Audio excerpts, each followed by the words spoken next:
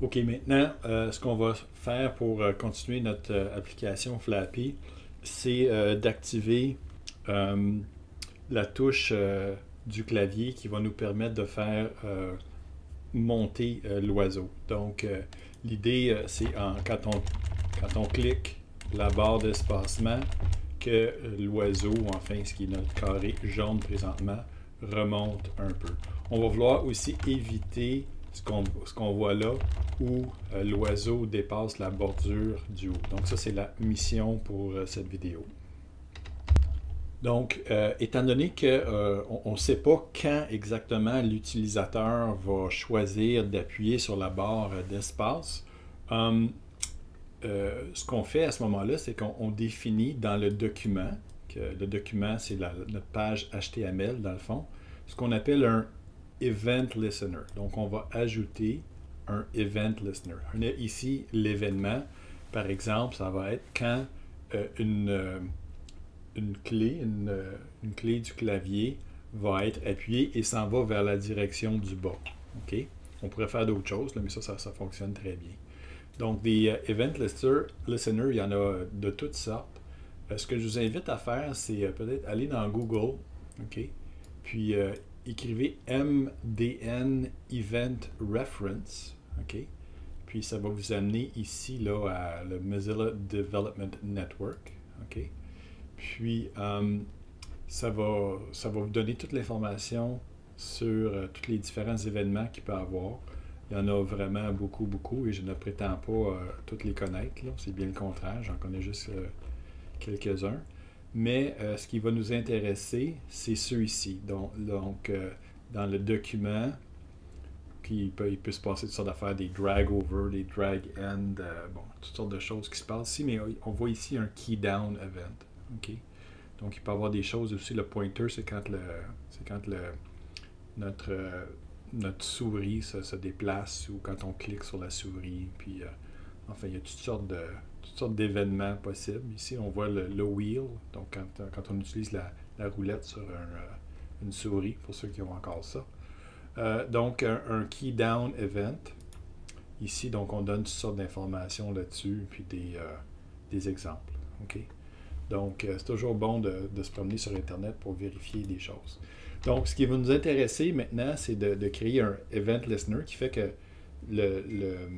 quand notre application va détecter qu'une touche a été appuyée vers le bas, ben, on va invoquer une certaine fonction qu'on définit ici.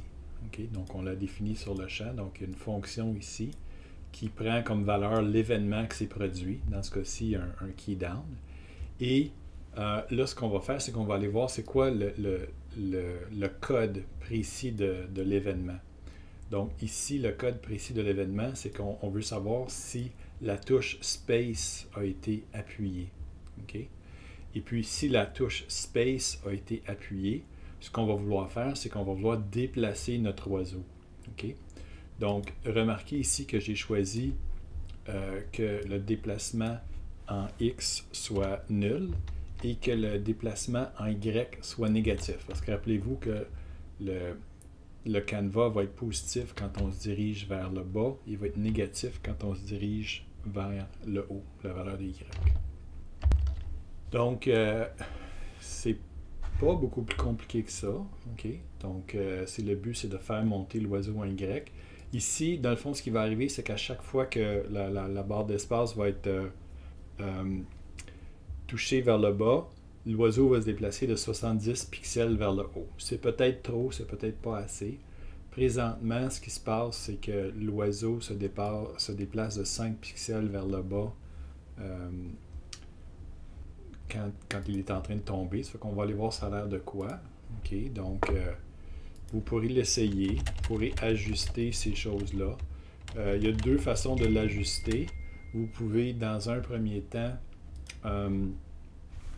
faire tomber l'oiseau moins vite. Okay? Donc, vous pouvez mettre 3 pixels au lieu de 5. Et puis, à ce moment-là, bon, peut-être que ça, vous aimez ça. Okay? Je ne sais pas. Vous pouvez également modifier la valeur ici. Vous allez voir, si vous mettez ça trop petit, ça ne marchera pas. Okay? Mais disons que vous le mettez à moins 20. c'est quasiment impossible de faire monter l'oiseau. Okay? Donc ça, notre oiseau n'a aucune chance de survivre dans des circonstances comme celle-là. Donc on peut essayer 60 peut-être.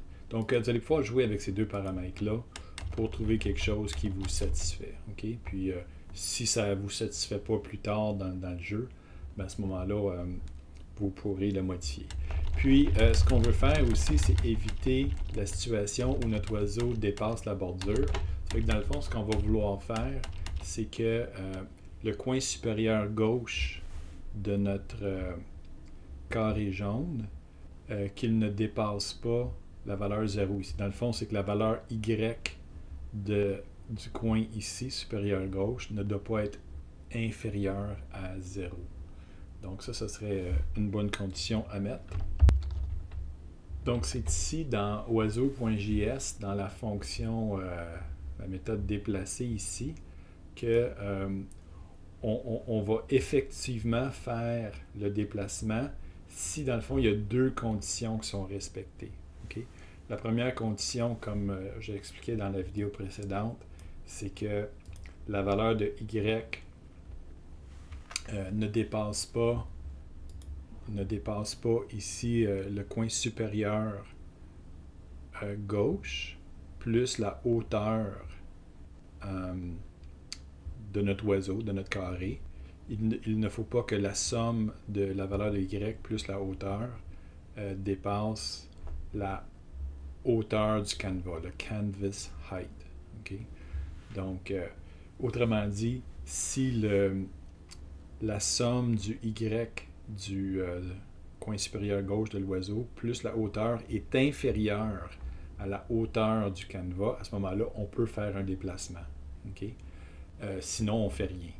Puis, la même chose, c'est que si on s'en va dans l'autre sens, puis on s'en va vers le haut ici, si le coin supérieur gauche, la valeur de Y du coin supérieur gauche, si c'est inférieur à 0, on ne peut pas se déplacer. Donc, on veut que ce soit inférieur. Donc, il y aurait une première condition ici. Là, j'écris n'importe quoi.